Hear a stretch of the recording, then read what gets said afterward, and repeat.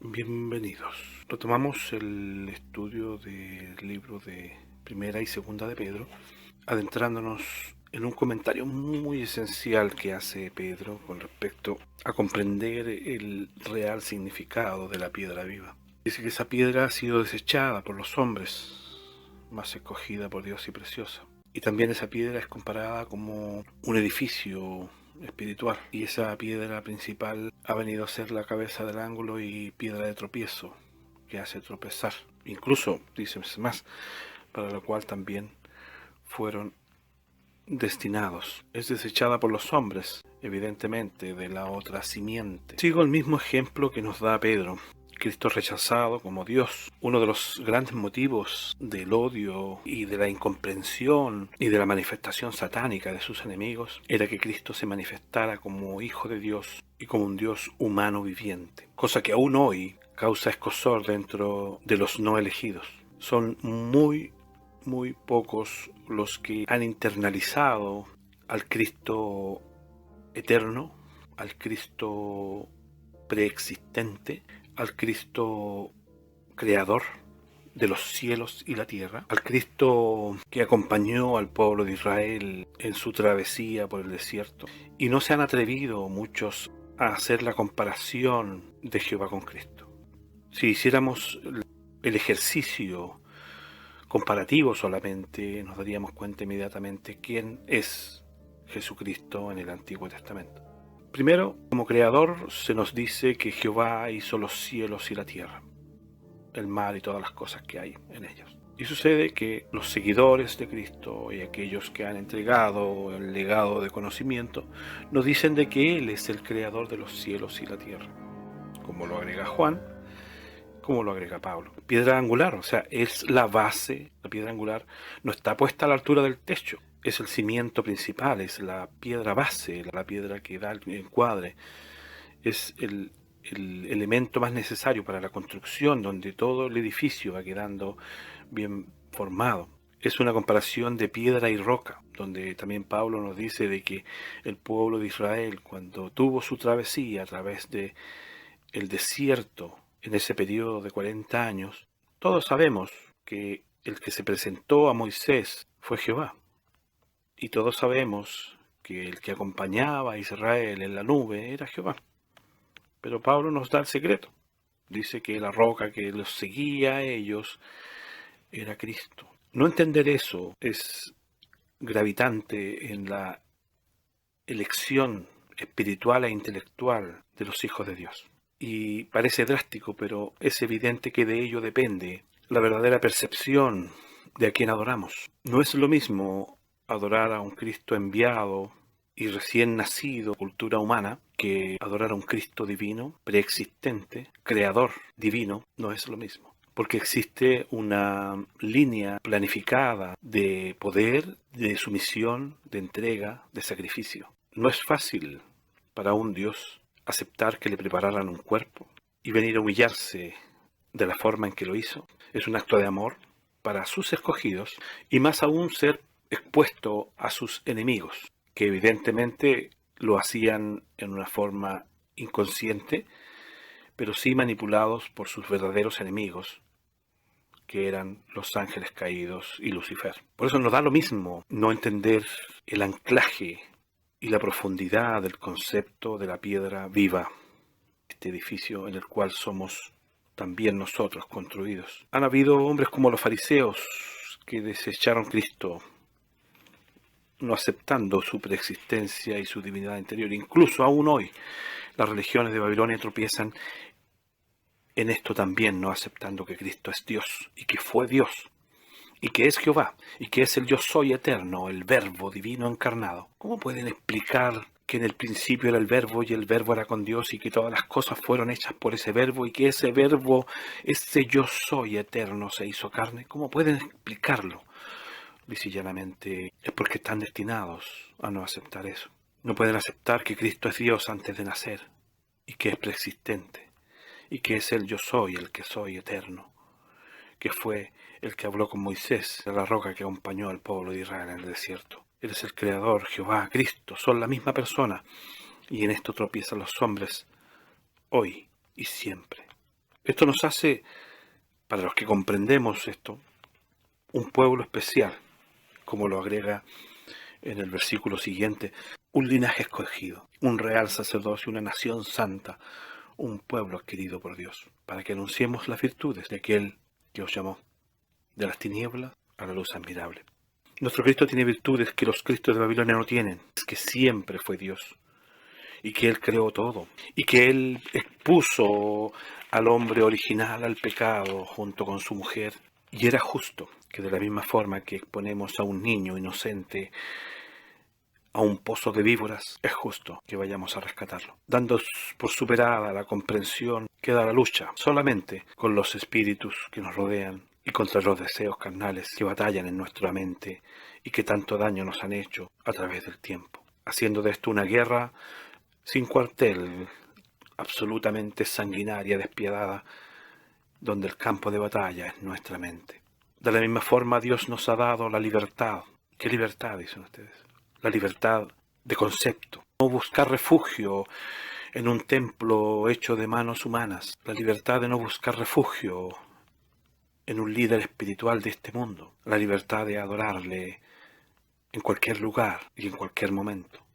Sin ceremoniales ni rituales humanos. La libertad de entender que somos hijos de Dios y que somos protegidos. Un conocimiento que nos libera del diezmo, que nos libera de la opresión humana, que hace un menosprecio respecto a la sociedad de gobiernos satanistas, de gobiernos oscuros, del príncipe de las tinieblas que gobierna este mundo. Nos libera de la política, nos libera de calificar o tomar partido por alguien determinado en las elecciones de gobierno, porque no creemos en el sistema, porque estamos fuera del sistema, no somos de este mundo. Es una libertad. Esa verdad nos ha hecho libres, pero no como los que tenemos este conocimiento como pretexto para hacer lo malo, porque es un arma de doble filo. Como sucede muchas veces, se alegran, oh, qué bueno, no damos diezmo. Oh, qué bueno, no tenemos que asistir a la iglesia de corbata y sentarnos un par de horas frente a un orador. O qué bueno, no necesitamos una nube de testigos humanos, hermanos, entre comillas, que nos estén controlando nuestras actitudes, libertades. Pero algunos toman esto como pretexto para hacer lo malo. No debemos olvidarnos que nosotros éramos ovejas descarriadas y que el pastor nos fue a rescatar. El gran pastor, el buen pastor. Acá nos enfrentamos a uno de los puntos más interesantes. Es un punto teológico que Babilonia ha interpretado de una forma fabulesca. Y es el texto de Primera de Pedro, en el capítulo 13, del versículo 19 y 20, que nos dice, en el cual también fue y predicó a los espíritus encarcelados. Para Babilonia, este texto significa que Cristo fue y descendió a los abismos, y fue y predicó en los infiernos a las personas que estaban convulsionándose y siendo tostadas y doradas bajo el fuego del infierno, siendo tomada por el tridente de los demonios, ¿cierto?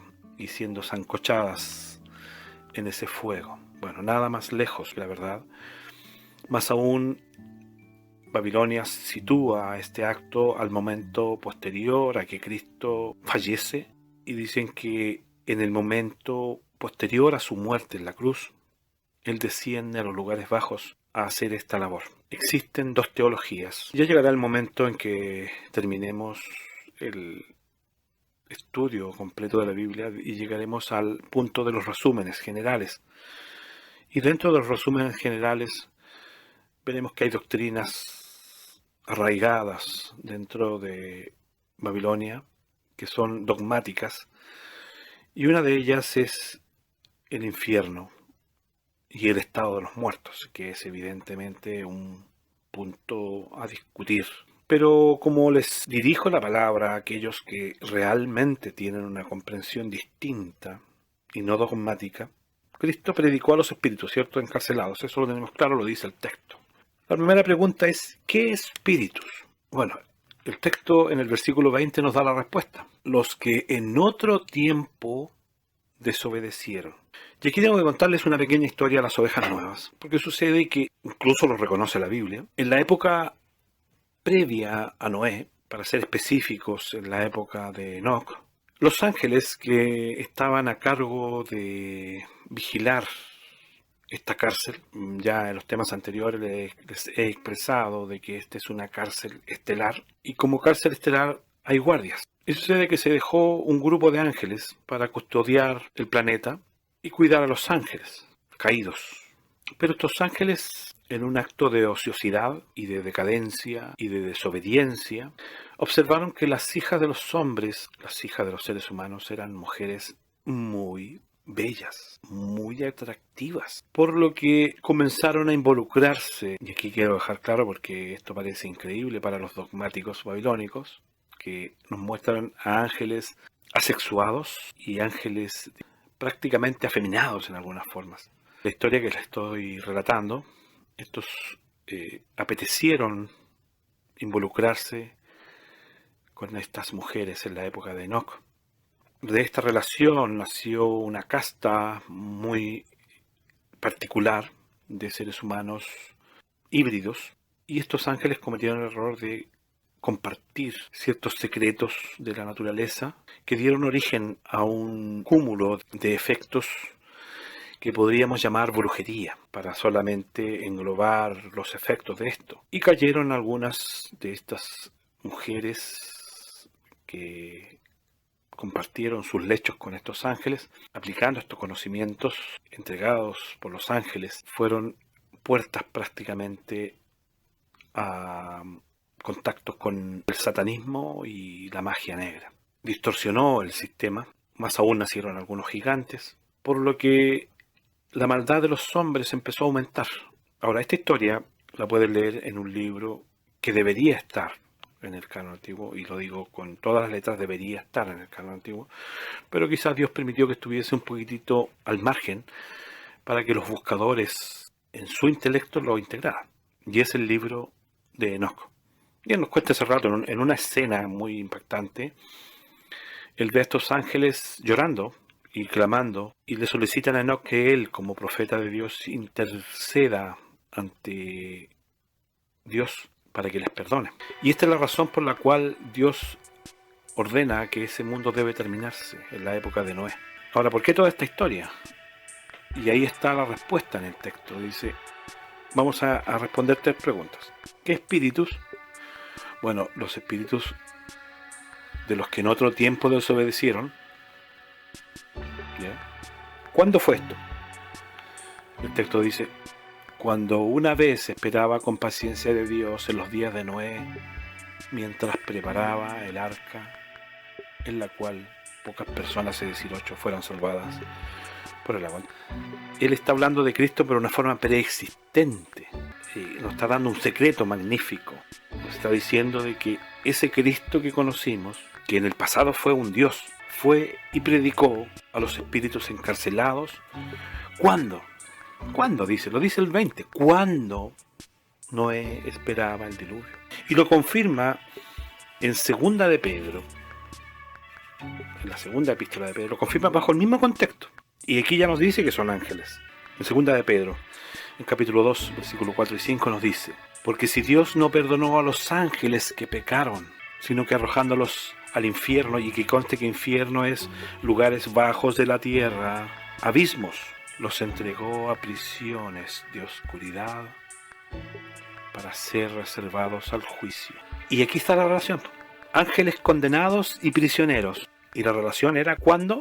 Dice, y si no perdonó al mundo antiguo, si no guardó a Noé, pregonero de justicia, con las otras 7 personas trayendo un diluvio sobre el mundo de los impíos. O sea, una misma relación. Condenados, espíritus encarcelados, Noé. Estos ángeles, y esto es lo interesante, son aquellos ángeles a los que se refiere Pablo cuando dice no sabéis que habéis de juzgar a los ángeles. Son aquellos ángeles, los buenos ángeles, porque tendríamos 2 clases de prisioneros en este momento. Tendríamos 2 clases de encarcelados en este momento. Tendríamos en esta prisión que es el planeta Tierra, tendríamos los ángeles caídos, pero que están en toda la prisión, en todo el planeta. Cielo, aire, tierra, agua, abismos, debajo del agua, en todos lados. Tienen la libertad de moverse dentro de esta cárcel. Pero de la misma forma como aislados de esa población penal, están estos otros ángeles condenados de esa época. Alguien dirá, pero qué barbaridad de tiempo. No olviden que ellos son eternos y 1000 años es prácticamente un día, así que nos lleva mucho tiempo en prisión. ¿Por qué? Porque Cristo fue y les predicó en la forma divina del Dios antes del humano, fue y les predicó a estos ángeles. Porque sucede que el mismo texto en Primera de Pedro, en el capítulo 3, el versículo 22, nos dice que es Él el que tiene en sujeción a los ángeles y a todas las autoridades, por supuesto, porque Él es el creador desde siempre. Y fue y los reprendió y los dejó en prisión. Fue como haber confirmado la sentencia en la época de Noé. Yo los tenía cuidando, es un acto de deslealtad, es un acto de rebelión prácticamente, no igual que la inicial, pero los vamos a reservar al juicio. Y vuelvo a insistir, si ustedes leen el libro de Enoc, estos ángeles lloraban, estos ángeles gemían arrepentidos, que es diferente a los ángeles que pelearon y se enfrentaron a Miguel en el principio, es totalmente distinto. Estos son otros ángeles, son ángeles custodios, que cayeron en desobediencia. Bien, como ya lo habíamos presupuestado, vamos a dejar hasta acá el estudio de Primera y Segunda de Pedro y retomaremos en el próximo capítulo, porque ya expresé que no íbamos a hacer temas largos que son de más difícil asimilación. Espero que Dios les bendiga y nos encontramos en el próximo capítulo.